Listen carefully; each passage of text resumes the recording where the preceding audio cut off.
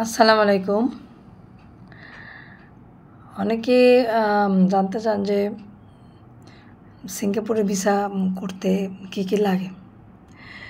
অনেকে আমাকে বলেছেন, সেজন্য আজকে একটা ভিডিও করলাম। সিঙ্গাপুরে ভিসা করার জন্য প্রথমত হচ্ছে একটা ব্যাংক স্টেটমেন্ট লাগে, তারপরে সলভেন্সি সার্টিফিকেট লাগে। তো ব্যাংকে মানে সর্বনিম্ন 1,60,70 মতো থাকতে হবে সর্বনিম্ন।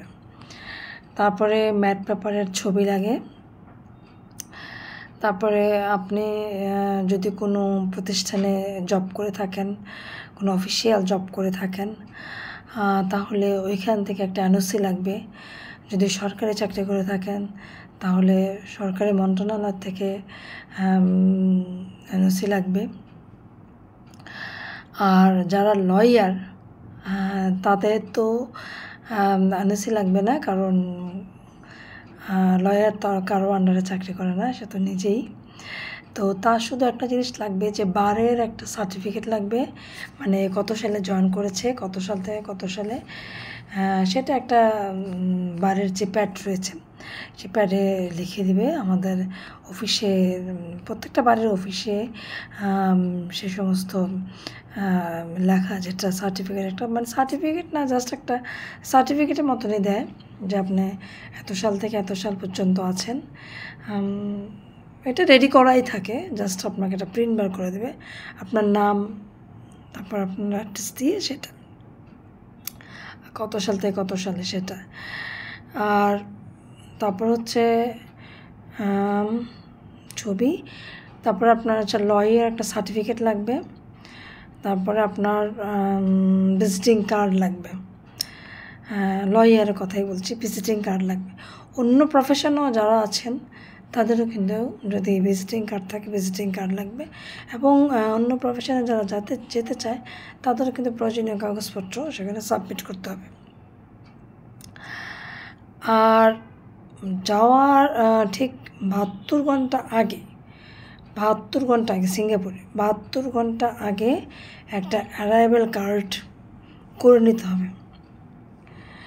এটা ছাড়া কিন্তু আপনি সিঙ্গাপুরে ঢোকার পরে, মানে প্লেন থেকে নামার পরে আপনার যখন ইমিগ্রেশনে যাবেন, আপনি কিন্তু সেখানে যেতে পারবেন না, কারণ অ্যারাইভাল কার্ডটা যদি আপনার কাছে না থাকে। তো আপনি যখন বাংলাদেশের এয়ারপোর্টে ইমিগ্রেশনে যাবেন, তখন আপনি আপনার টিকিট, পাসপোর্ট, ভিসা, যখন আপনার ভিসা হয়ে যাবে, ভিসা ফি 6,500 এমনই লাগে। টিকিট, ভিসা, তারপর হচ্ছে পাসপোর্ট, সেগুলোই যখন আপনি ইমিগ্রেশনে যাবেন। আর ইমিগ্রেশন ক্রস করে যখন আপনি বোর্ডিং পাসে যাবেন, তখনও কিন্তু আপনার এই পেপারসগুলো দেখাতে হবে। অনেক সময় জিজ্ঞাসা করে যে আপনি কেন যাচ্ছেন, আপনি এর আগে গিয়েছেন কি না, এই ধরনের প্রশ্ন বোর্ডিং পাসের সময় জিজ্ঞাসা করে। তো আমি যাওয়ার আগে আমি অনেক ভিডিও দেখেছি, অনেক নার্ভাসমূলক কথাবার্তা অনেকে বলেছে, কিন্তু আসলে নার্ভাস হওয়ার কোনো কারণ নাই।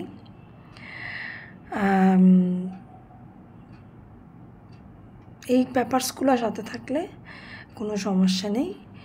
আর সেটা হচ্ছে যে হোটেল বুকিং, আপনি যে হোটেলে বুকিং দিয়েছেন, কারো বাসে উঠলে তো ঠিক আছে, অ্যাড্রেসটা বলবেন। আর যদি হোটেলে ওঠেন তাহলে হোটেল বুকিং কাগজটা কিন্তু আপনাকে বোর্ডিং পাসের সময় সাথে রাখতে হবে।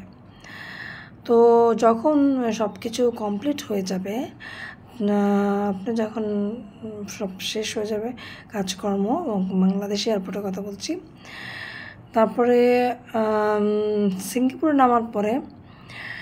সিঙ্গাপুরে যখন আপনি নামবেন, তখন আপনি সাথে রাখবেন আপনার ওই যে অ্যারাইভাল কার্ডটা কিন্তু অবশ্যই রাখতে হবে। অ্যারাইভাল কার্ড অ্যারাইভাল কার্ডটা আপনার 72 ঘন্টা আগে আপনার যে কোনো অনলাইনের মাধ্যমে করতে পারবেন। ওটার মধ্যে কিন্তু আপনার পাসপোর্ট, তারপর আপনি যেখানে উঠছেন, বাসা বলেন, হোটেলে বলেন, সব কিছু এন্ট্রি থাকে। তো ওই অ্যারাইভাল কার্ডটার মধ্যেই থাকে। অ্যারাইভাল কার্ডটা কিন্তু সাথে অবশ্যই রাখতে হবে। আর ভিসাটা তো রাখতে হবে, আর পাসপোর্ট। তো এগুলোই আসলে অনেকে অনেক কিছু বলে নার্ভাস করে ফেলে। তো নার্ভাস হওয়ার কোনো কারণ নেই, সব সহজ। যদি আপনার কাগজপত্র সব সঠিক থাকে তাহলে আপনার নার্ভাস হওয়ার কোনোই কারণ নেই, পেপারসগুলো সাথে থাকলেই হবে। আর সিঙ্গাপুরে যে জিনিসটা দেখলাম যে অত ক্যাশ টাকা নিয়ে যাওয়া, ডলার নিয়ে যাওয়ার প্রয়োজন নাই, কারণ ওইখানে কার্ড, সব জায়গাতেই কার্ড ব্যবহার হয়। আপনি ট্যাক্সি বলেন, গ্র্যাব বলেন, রেস্টুরেন্ট বলেন, শপিং মলগুলোতে বলেন, সবখানেই কার্ড চলে, ভিসা কার্ড। তো ভিসা কার্ড নিলেই হবে। আর ডলার নিতে চাইলেও আপনি ডলার নিতে পারেন।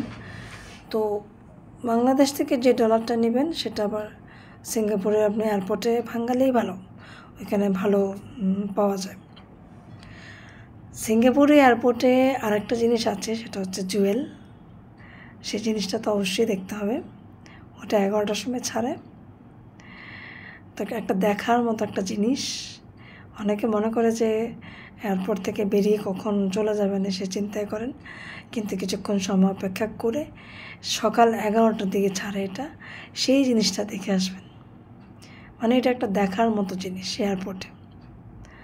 তো যাই হোক, মানে সিঙ্গাপুরে যাওয়ার জন্য আপনারা যে ট্রাভেল এজেন্সির সাথে যোগাযোগ করেন না কেন, একটা ভালো ট্রাভেল এজেন্সির সাথে যোগাযোগ করবেন, তাহলেই হবে।